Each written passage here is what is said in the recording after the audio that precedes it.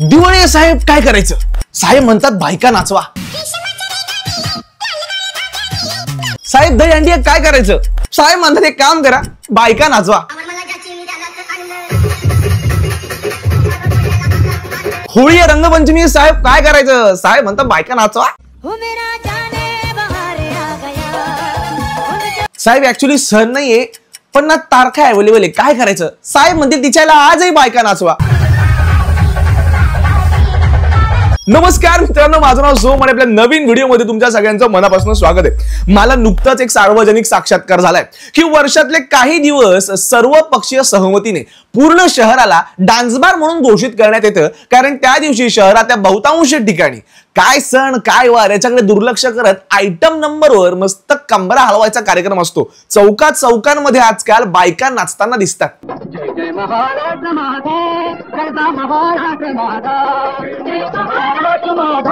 खरं तर हा प्रकार यूपी मध्ये होतो. कोणताही सण असला, कोणतेही कपडे घाला आणि कसे पण नाचा.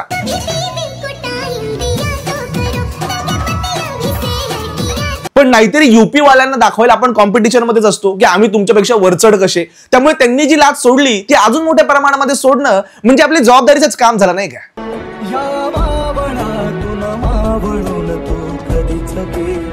मित्रांनो, आजकाल कुठलाही सण आपण बघितला, रंगपंचमी असेल, होळी असेल, दहीहंडी असेल, दहीहंडीला तर बहुतांश ठिकाणी आपल्याला बघायला मिळतं कुठल्याही पक्षाच्या कोणत्याही नेत्याचा कार्यक्रम असो, तिकडे असल्या बायका नाचल्या नाही तर तो इव्हेंट पूर्णच होत नाही. खरं तर दुर्दैव असं की त्या सणाचं पारंपरिक महत्व बाजूला राहतं आणि अशा सगळ्या गोष्टींना कव्हरेज मिळतं. लाजिरवाणी गोष्ट ही तर आहेच की लोकप्रतिनिधी देखील याच्यामध्ये असेच कार्यक्रम ठेवतात. मात्र त्याहून लाज आणि कीव मला तेव्हा येते की जेव्हा इतर वेळेस धर्मरक्षणासाठी बोंबा मारणारे, महाराजांच्या विचारांवरती चालणारे, मराठी टिकवण्याचा प्रयत्न करणारे, आपल्या संस्कृतीला वाचवण्याचा प्रयत्न करणारे किंवा असा आव आणणारे सगळे युवा चेहरे अशाच डान्स समोर थिल्लरगिरी करताना दिसतात.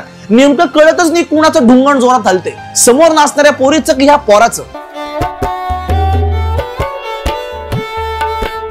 ड्रायडे असून दारू मिळणं, काही बिनलाजे तर शिवजयंतीला सुद्धा मिरवणुकीत दारू पिऊन नाचतात. अशा बिनडोक माणसांना भर चौकात कुत्रे हरकत चोपला पाहिजे, माझं वैयक्तिक मत आहेच. मात्र असे कार्यक्रम जे ऑर्गनाइज करतात त्यांचं काय करायचं? मित्रांनो, मला प्रश्नच पडला 5-10 वर्षानंतर जेव्हा मला माझा पोरगी किंवा पोरगा होईल आणि ते मला या सणांचं महत्व विचारतील तेव्हा मी त्यांना काय सांगू? दहीहंडीला ऍक्च्युली वरती जाऊन हंडी फोडायची असते की बायका नाचवायच्या असतात? हा प्रश्न माझ्यापुढे उपस्थित राहील, कारण ह्यावेळेस मीडिया कव्हरेज देखील दहीहंडीच्या स्तरांपेक्षा स्तर किती खाली गेलाय याच्याकडे जास्ती होतं.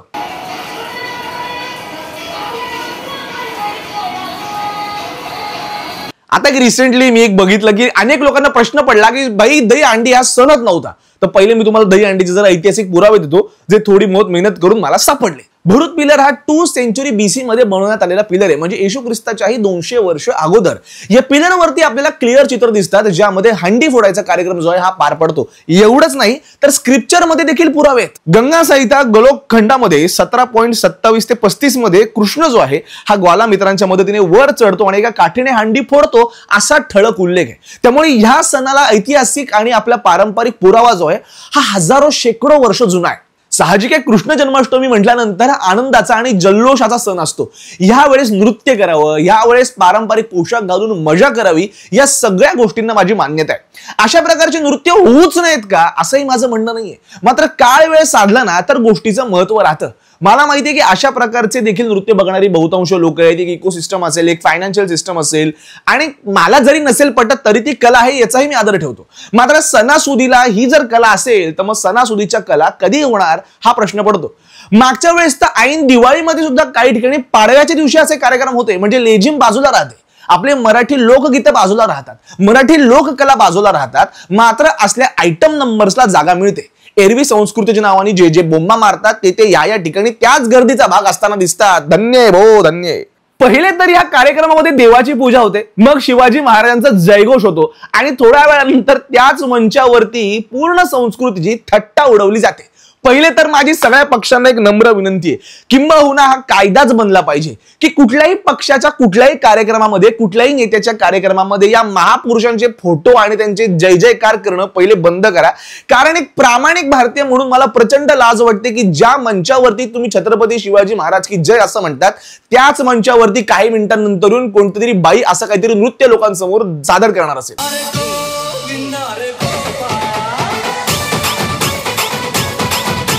आपल्या छत्रपती शिवाजी महाराजांनी स्त्रियांप्रती नेहमी एक्स्ट्रा ऑर्डिनरी रिस्पेक्ट दाखवली होती. हे आपल्या सभासद बखरींमध्ये वगैरेचा उल्लेख आहेच, पण मात्र आपल्या शत्रूंनी देखील जे लिहिलंय त्यांच्या इतिहासामध्ये देखील असे पुरावे सापडतात आणि ते देखील मानतात की छत्रपती शिवाजी महाराजांनी बायकांचा सगळ्यात जास्ती सन्मान ठेवला. मोजराधानी, तुमची सेवा करायची इच्छा आहे. आई, तू चुकीच्या ठिकाणी आलीस. आम्ही शौक फरमावत नाही. आल्यासारखी खाणोपी घे आणि जा. निकोलो मनुची नावाचा इटालियन तेव्हाचा एक हिस्टोरियन होता. इंग्लिश फॅक्टरीचे पण रेकॉर्ड्स आहेत. फॉरेन रेकॉर्ड्स मध्ये असा ठळक उल्लेख सापडतो की छत्रपती शिवाजी महाराजांच्या काळामध्ये छत्रपती शिवाजी महाराजांनी कधीच मनोरंजन म्हणून स्त्रियांना नाचवलं नाही. आपल्याकडे आपण स्त्रियांचा आदर करतो, स्त्रियांच्या पाया पडतो, स्त्रियांना देवी मानतो. त्यामुळे ज्या राजांमुळे आपण सगळ्यांचं अस्तित्व टिकून आहे, त्या राजांनी कधीच असल्या कुठल्याच प्रकारचा थिल्लरपणा कधीच केला नाही. मात्र त्याच राजांची पूजा केल्यानंतर त्याच मंचावरती असला जाहीर थिल्लरपणा बघून जेव्हा केव्हा छत्रपती शिवाजी महाराज वरने हे सगळं बघत असतील, त्यांना आपल्या बुद्ध्यांकाची कीव येतच असेल. मात्र ह्या लोकांसाठी स्वराज्याची लढाई लढली का, हा प्रश्न देखील त्यांच्या मनाला कुठेतरी कुरतडत असेल. त्यामुळे माझी नम्र विनंती सर्व पक्षांना की पहिले तर असले जय जयकार करणं आणि यांचे त्यांचे फोटो वापरणं तुम्ही बंद करा. मला माहिती आहे, मी स्वतःही मान्य करतो की माझ्यावर देखील एका कोणत्या तरी खूप मोठ्या व्यक्तिमत्वाचा वैचारिक प्रभाव असू शकतो, पण म्हणून मी इतरांचा आदरच करत नाही असं नाहीये. प्रत्येकाकडनं काही ना काहीतरी घेण्यासारखं आहे, प्रत्येकाकडनं काही ना काहीतरी शिकण्यासारखं आहे. या संपूर्ण लोकांच्या सगळ्या मेहनतीने महाराष्ट्र धर्म हा बनतो. मग त्यामध्ये बाबासाहेब आंबेडकर आहेत, स्वातंत्र्यवीर सावरकर आहेत, लोकमान्य टिळक आहेत, शाहू महाराज आहेत, सगळ्यांचा त्यामध्ये इक्वल सहभाग आहे. त्यामुळे पहिले तर तुम्ही असे एक तर तुम्ही महापुरुष वाटून घेतात, त्यांचे तुम्ही जय जयकार करतात, त्यांच्या विचारांवर चालायचं सगळं तुम्ही हे ढोंग करतात आणि नंतर मग असले प्रकार करतात. याच्याने खरंच आता एक सामान्य नागरिक म्हणून तुमच्याच बुद्ध्यांगाची पहिले तर कीव येते. त्यामुळे पहिले तुम्ही हे बंद करा. ज्या ठिकाणी मस्त बाई कंबर हलवून गेली त्या चौकामध्ये 2 पावसानंतरची अवस्था तुम्ही बघा काय होती.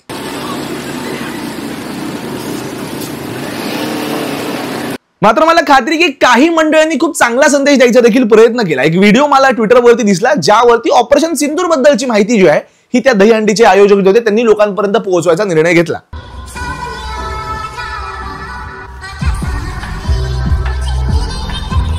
तुम्हाला माहितीये 100 वर्षापूर्वी अशा प्रकारच्या कुठल्याच सणांना लाऊडस्पीकर्स होते ना, डीजे होता ना, असले आयटम नंबर होते. त्या प्रत्येक सणाचं ना एक वैशिष्ट्य होतं आणि त्या वैशिष्ट्यासाठी तो सण व्हायचा. हल्ली गणपतीमध्ये पण डीजे वाजतात, दहीहंडीला पण डीजे वाजतात, शिवजयंतीला पण डीजे वाजतात. नेमकं कोणत्या सणाचा काय महत्व आहे हे सगळं त्या डीजेच्या आवाजाखाली झाकलं जातं. डीजेचा आवाज होऊ नये असंही माझं म्हणणं नाही. प्रत्येक सण माणसाच्या मजेसाठीच असतो, तो तुम्ही तुमच्या पद्धतीने साजरी करा. मात्र तो साजरी करत असताना त्याचं पारंपरिक महत्व हे राखलंच गेलं पाहिजे. टीव्हीवर देखील ते जे गोविंदा वर चढतायत त्यांच्यापेक्षा जास्ती कोणत्या चौकामध्ये गौतमीचा डान्स बघून गोविंदा कसे थिरकले हेच दाखवायचं होतं. पहिले तर पाठीवरती श्रीकृष्ण काढल्यानंतर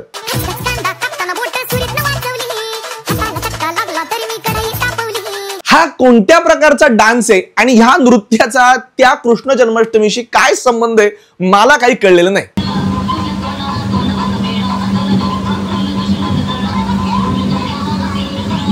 मित्रांनो, एवढंच नाही, अनेक असे नृत्यवाले आहेत ज्यांच्या डान्स स्टेपला लावणी म्हणावं की डान्स म्हणावं की आयटम नंबर म्हणावं की संस्कृती म्हणावं याचा काही घंटा संबंध नाही.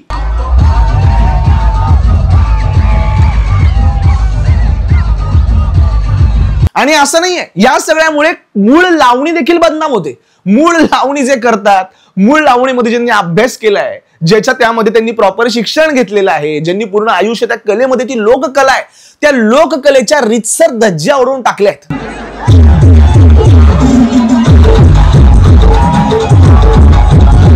एक व्हिडिओ मला सदर्न पार्ट ऑफ इंडिया मधनं सापडला. तुम्ही तिथली कृष्ण जन्माष्टमी बघा. मित्रांनो, जेव्हा भारतीय स्केलला आपण पोर्ट्रे होतो ना, तेव्हा हे व्हिडिओ असे कुठनं तरी येतात आणि मग असं वाटतं की संपूर्ण भागामध्ये असे सण साजरे होतात. मला खरंच त्रास झाला जेव्हा ट्विटरवरती आपल्याकडच्या दहीहंडीचे जेव्हा व्हिडिओ झाले, ज्यामध्ये असल्या प्रकारचे नाचगाण्यांचं प्रमाण जास्ती होतं, त्या खालच्या कमेंट मारून मला सगळ्यांना ओरडून सांगावं असं वाटलं की आमचा महाराष्ट्र असा नाहीये, आमच्या महाराष्ट्रामध्ये असं अजिबात घडत नाही, आत्ता चालू झालं. मात्र हे सगळे भारतीयांचे त्याच्यावरच्या कमेंट बघितल्यानंतर थोडासा त्रास माझ्या मनाला कुठेतरी झाला. अगदी 2-3 वर्ष अगोदर मुंबईमध्येच माझ्यामध्ये व्हिक्टोरिया मेमोरियल स्कूल, जी अंध मुलांची शाळा आहे, त्यांनी देखील दहीहंडीमध्ये सहभाग घेतला होता. त्यांना नजर नाहीये मित्रांनो, पण त्यांना आपल्या सगळ्या नेत्यांपेक्षा दृष्टी मात्र फार चांगली आहे. येणाऱ्या काळामध्ये असल्या सगळ्या गोष्टी ज्या आहेत, याचा जर प्रमाण कमी करायचं असेल तरी तुम्हाला आणि मला करावं लागेल. तुम्ही एक लक्षात घ्या की लोकप्रतिनिधींना हे माहिती आहे की जर गर्दी करायची असेल तर अशा प्रकारचे कार्यक्रम ठेवावे लागतील. त्यामुळे सगळ्यात पहिली चूक याच्यामध्ये नेते मंडळींची नाही तर तुमची आणि माझी आहे.